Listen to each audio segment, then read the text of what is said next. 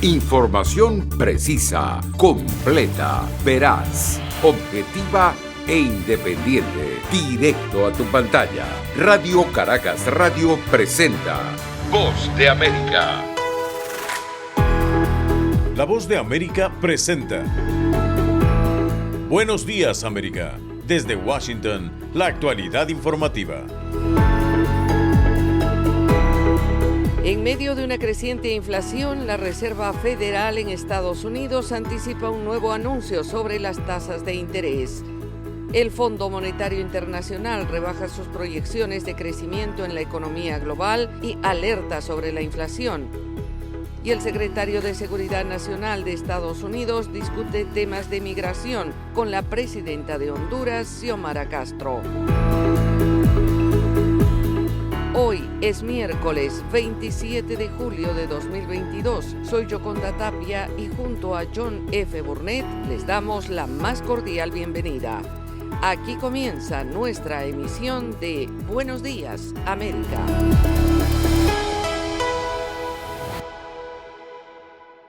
Las acciones estadounidenses cerraron con una fuerte caída el martes tras una advertencia de ganancias del minorista Walmart, que arrastró a las acciones de los demás minoristas, y por datos excepcionalmente débiles de confianza del consumidor que también alentaron el temor por el gasto. Las acciones de Walmart se hundieron después de que la minorista recortó su previsión de ganancias para todo el año a última hora del lunes. Walmart culpó el aumento de los precios de los alimentos y el combustible y dijo que necesitaba recortar los precios para reducir los inventarios. Los datos mostraron que la confianza de los consumidores estadounidenses cayó en julio a su nivel más bajo en un año y medio, ante la persistente preocupación por el aumento de la inflación y las tasas de interés, y se espera que la Reserva Federal de Estados Unidos anuncie una subida de las tasas de interés de 0,75 puntos porcentuales para luchar contra la inflación. A los inversores les preocupa que estas agresivas subidas de las tasas de interés puedan llevar a la economía a una recesión. El martes, los banqueros centrales de Estados Unidos iniciaron una reunión de 2 días en la que se espera que ratifiquen un aumento de 0,75 puntos porcentuales, el mayor de los 2 posibles aumentos que Jerome Powell,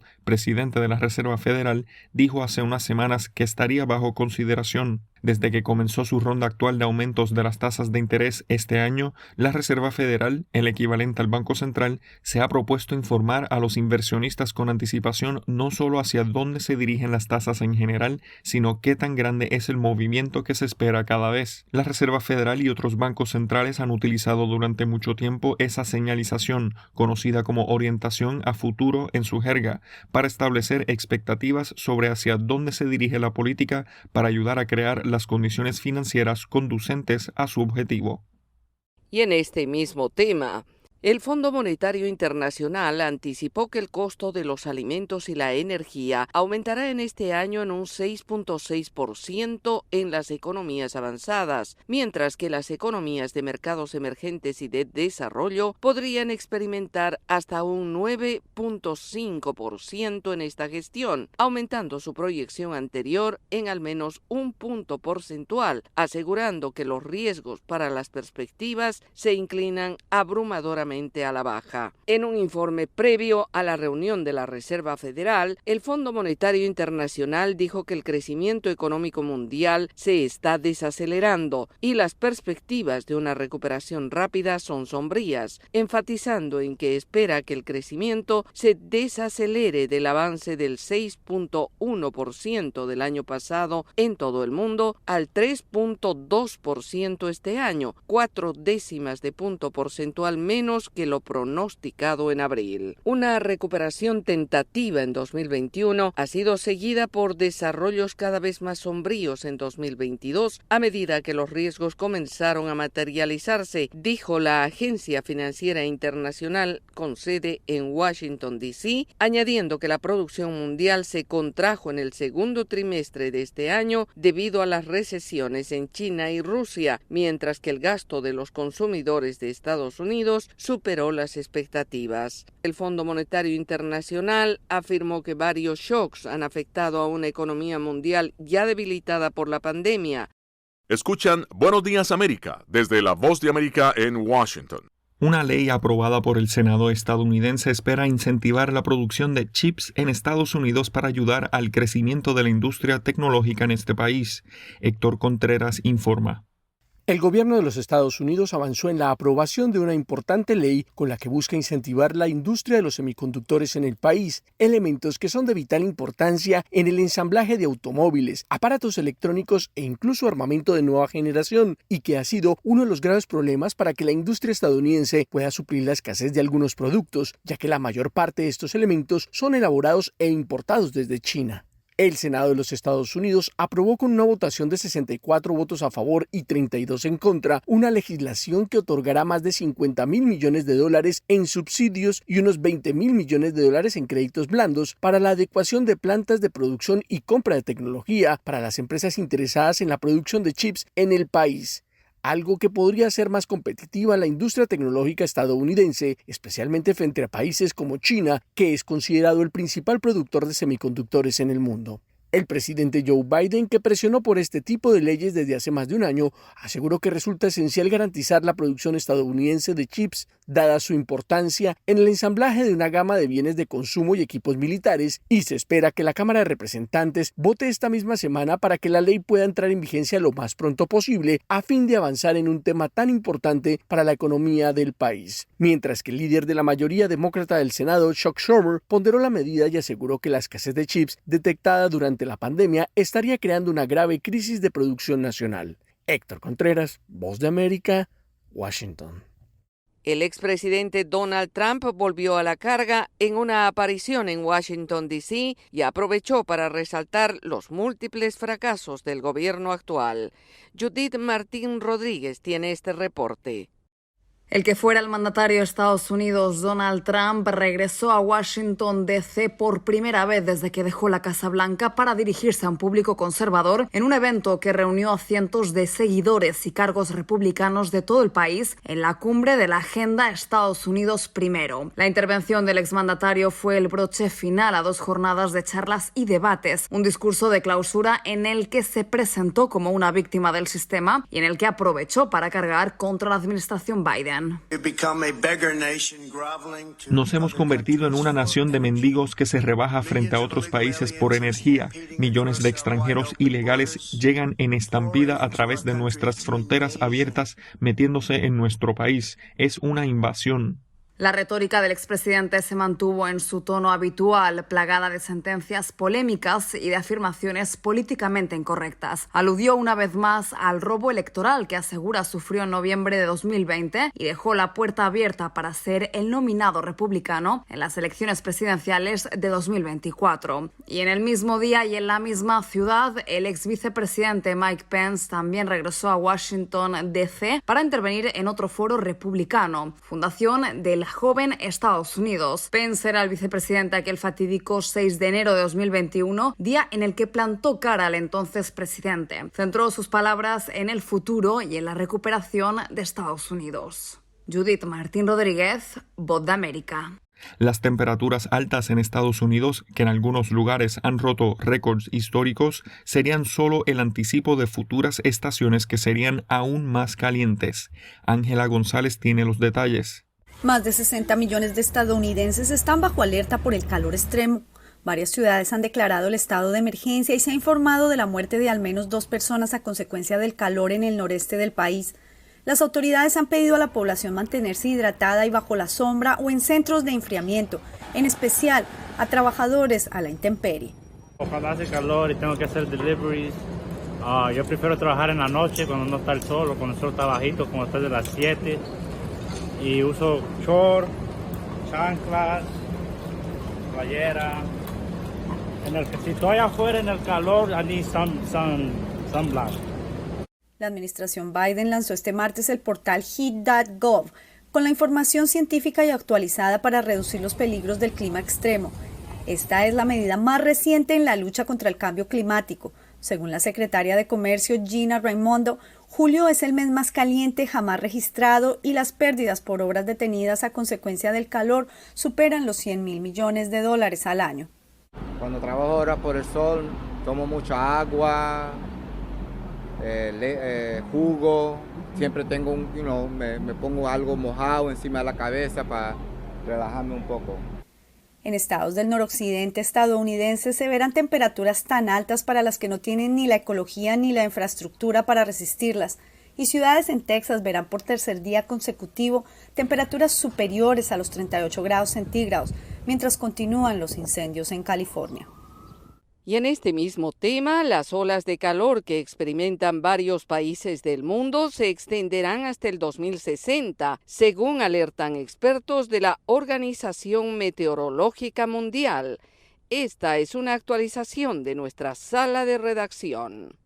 Hace más de 30 años que los científicos llevan alertando sobre el aumento del impacto de las olas de calor por el cambio climático. El calor se ensaña en los países europeos que por la crisis energética desatada tras la invasión rusa en Ucrania han recurrido al carbón, el peor combustible para el clima, como elemento estabilizador. El calor extremo en Europa Occidental está provocando devastadores incendios forestales en Francia y España y una sequía sin precedentes en Italia y Portugal, mientras el Reino Unido ha registrado las temperaturas más altas de su historia, con más de 40 grados centígrados. Estas tendencias negativas en el clima serán más frecuentes y continuarán al menos hasta 2060, advirtió el secretario general de la Organización Meteorológica Mundial, Petteri Taalas. Estas olas de calor se están volviendo más frecuentes debido al cambio climático y queda claramente demostrado por el reciente reporte de IPCC que esto está pasando en todo el mundo debido al cambio climático. Según datos ofrecidos por la Organización Meteorológica Mundial, en 2003, una ola de calor dejó 75,000 muertos en Europa y la organización espera actualmente un aumento en las muertes entre las personas mayores y con condiciones previas de salud. En tanto, la doctora María Neira de la Organización Mundial de la Salud señaló que las olas de calor suponen un desafío para la salud de las personas, ya que cuando la temperatura llega a 41 grados es algo excepcional y el cuerpo tiene que luchar para mantener la temperatura interna. Las olas de calor también actúan como una especie de tapa atmosférica, atrapando contaminantes y degradando la calidad del aire, con consecuencias negativas para la salud, sobre todo para personas vulnerables como los ancianos. Sala de redacción, Voz de América.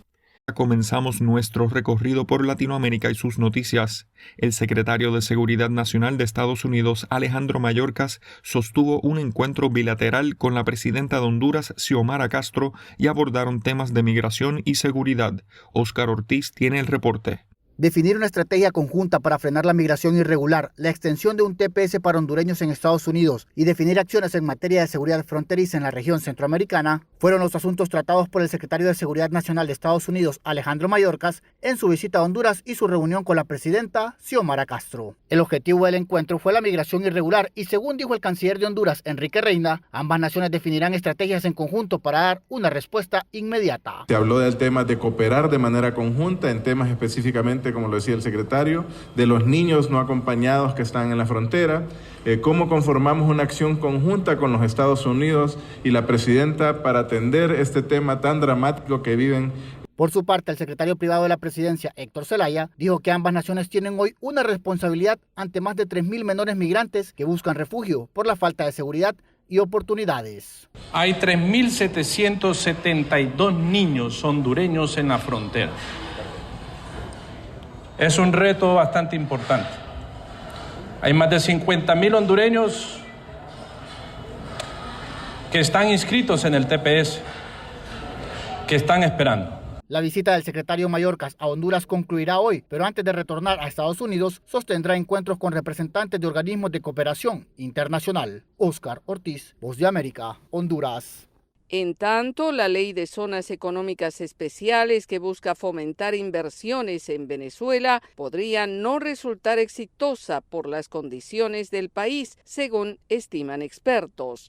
Carolina Alcalde tiene los detalles. Desde antes de su aprobación por la Asamblea Nacional de mayoría chavista, la Ley de Zonas Económicas Especiales ha sido considerada por distintos sectores de la sociedad civil como un instrumento legal que favorece a la inversión extranjera y a grupos de poder políticos y económicos en Venezuela. Para el economista Manuel Sutherland, existen muchos elementos de la legislación que generan preocupación, entre ellos la poca transparencia y la opacidad, que presentan un marco complejo para llevar a cabo fiscalizaciones y auditorías de las inversiones que se pueden ejecutar. No va a tener un control oficial público democrático o de manera plural, por decirlo así. Según tengo entendido, la vicepresidencia es la que se va a encargar de ello. Van a ser una especie de forma supraestadal, donde esas zonas económicas especiales tendrán un régimen tributario, arancelario distinto, y se van a mover de una manera relativamente paralela a alcaldías, gobernaciones, etc. No van a tener un control de la Asamblea Nacional directo. El economista José Guerra explica que las zonas económicas especiales fueron creadas en China para impulsar las exportaciones y sostiene que quienes expropiaron y confiscaron empresas en Venezuela ahora buscan desesperadamente inversionistas, pero estima que en un país sin estadísticas económicas oficiales, un inversionista no tiene manera de evaluar su inversión y ve la legislación como poco viable. En varias ocasiones, funcionarios gubernamentales y el propio presidente Nicolás Maduro han asegurado que la Ley de Zonas Económicas Especiales pretende generar riquezas y nuevas fuentes de desarrollo para el país y son definidas como espacios territoriales para la atracción de inversiones productivas nacionales y extranjeras a partir de estímulos económicos, fiscales y aduaneros.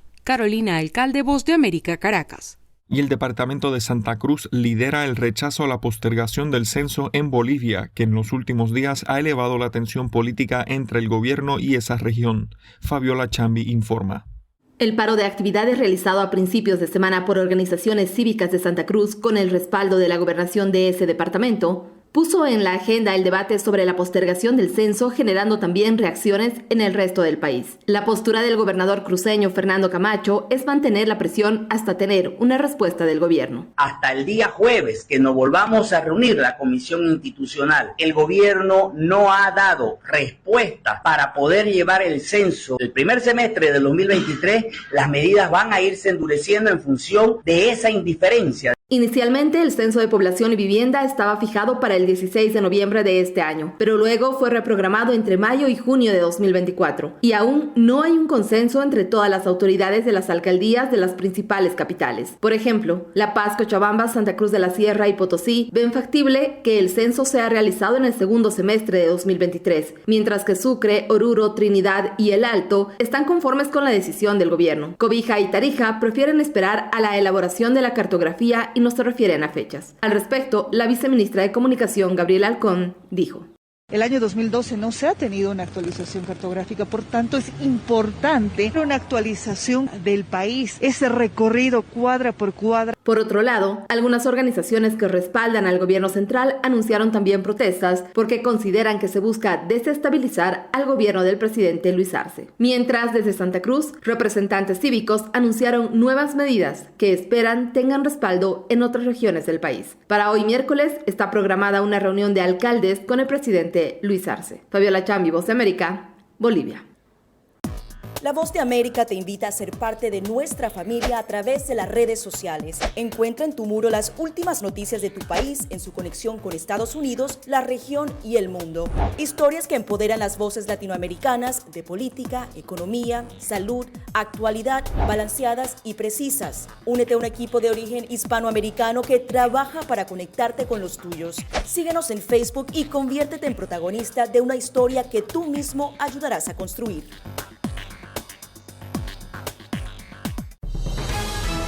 Momento deportivo en La Voz de América. Les informa Henry Llanos. En el béisbol de Grandes Ligas homenajearon los Medias Rojas a David Ortiz. 3 gallardetes gigantes de la Serie Mundial se extendieron sobre el césped de los jardines y 3 trofeos estaban colocados sobre una mesa. Detrás de David Ortiz estaba la placa que lo acredita como nuevo miembro del Salón de la Fama y por doquier había fanáticos que aplaudían 2 días después de ingresar formalmente al recinto de Cooperstown. Luego los Guardianes de Cleveland aplastaron a los Medias Rojas por 8-3, pero ello no apagó el homenaje. Si acaso puso en duda lo declarado luego de la ceremonia cuando Ortiz dijo que era un talismán para su equipo metido en una mala racha. Esta vez no funcionó. Boston se vio en desventaja de 5-0 y sufrió su 6ª derrota en 7 juegos. Perdió 14 de sus últimos 18 compromisos para caer al último puesto en la división este de la Liga Americana del Béisbol en Estados Unidos. Y 5 triunfos consecutivos y la portería imbatida en el fútbol femenino. Un Brasil perfecto es ya finalista de la Copa América Femenina. Las brasileñas derrotaron el martes 2-0 a Paraguay y consiguieron además su clasificación al Mundial de Australia y Nueva Zelanda 2023 y a los Juegos Olímpicos de París 2024. En el estadio Alfonso López de Bucaramanga, la canariña abrió el marcador a los 16 minutos con la anotación de la centrocampista de Palmeiras, Ari Borges, que definió con un tiro cruzado. A los 28, la delantera Bia Zanerato, otra ficha del Verdao, celebró su partido 100 con la selección absoluta, marcando su tercer tanto del torneo y el 34º de su carrera internacional. Henry Llanos, Voz de América, Washington. Netflix convirtió su película de espías The Gray Man en una franquicia y anunció planes para una secuela y otra película de acción protagonizada también por Ryan Gosling. The Gray Man comenzó a transmitirse el pasado viernes y es la película más vista en el servicio de transmisión en 92 países, dice Netflix. Gosling protagoniza como Sierra Six, un ex recluso sacado de la cárcel por la CIA para participar en un programa secreto. La compañía también anunció una película derivada por separado, pero no ha proporcionado detalles sobre la historia o los personajes, al menos hasta el momento. La expansión de Gray Man es parte de la estrategia de Netflix para construir marcas con personajes conocidos que puedan funcionar simultáneamente en el cine, la televisión, los videojuegos y las películas. Un drama de Marilyn Monroe y una comedia se encuentran entre las historias que serán presentadas en el Festival de Cine de Venecia este año. El festival, considerado como una plataforma de lanzamiento para los candidatos al Oscar, se llevará a cabo del 31 de agosto al 10 de septiembre, con películas tanto dentro como fuera de competencia. Se prevé que asistan a Venecia Timothée Chalamet, Adam Driver, Olivia Wilde, Harry Styles, Penélope Cruz, Ana de Armas, Kate Blanchett, Hugh Jackman, Christoph Waltz y Sigourney Weaver. 4 películas originales de Netflix forman parte de la sección de competencia, incluida Blonde de Andrew Dominik, protagonizada por Ana de Armas, una versión de la vida de la actriz estadounidense Marilyn Monroe. El Manhattan Theatre Club y el Young Vic Theatre presentarán el estreno en Broadway de The Collaboration de Anthony McCarten a partir del 29 de noviembre en el Teatro Samuel J. Friedman. Kawe Kwei Armat dirigirá el drama, protagonizado por Jeremy Pope como Jean-Michel Basquiat y Paul Bettany como Andy Warhol. Los dos actores protagonizaron la reciente producción de Young Vic en los mismos papeles. En el verano de 1984, Andy Warhol y Jean-Michel Basquiat acuerdan trabajar juntos en una de las exposiciones más conocidas en la historia del arte moderno. El elenco adicional y el equipo creativo aún no se ha anunciado. 1969, los Archies conquistan la cima del Hot 100 con Sugar Sugar. El grupo de estudio fue creado por el productor musical y de programas de televisión Don Kirshner. La voz principal es de Ron Dante, que también fue el vocalista principal de The Cufflinks. Produjo varios éxitos de Barry Manilow y fue voz de cientos de comerciales para la radio y la televisión y la música de comiquitas de la época como Spider-Man. Otras canciones de los Archies incluyen Jingle Jangle, Justine y Sugar and Spice. Sugar Sugar fue el sencillo número 1, Hot 100 de 1969. Alejandro Escalona, Voz de América.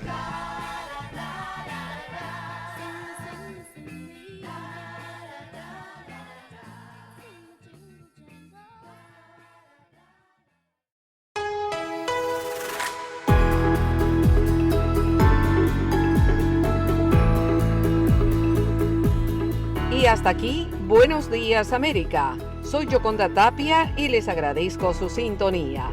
Me acompañó en el programa John F. Burnett y los invitamos a que nos visiten en todas nuestras plataformas sociales de La Voz de América y en nuestra página web vozdeamerica.com.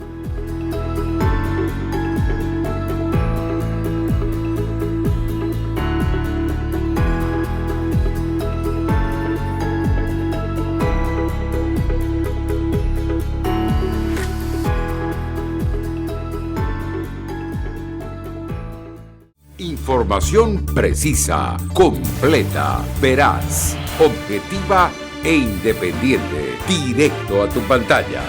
Voz de América en RCR 750.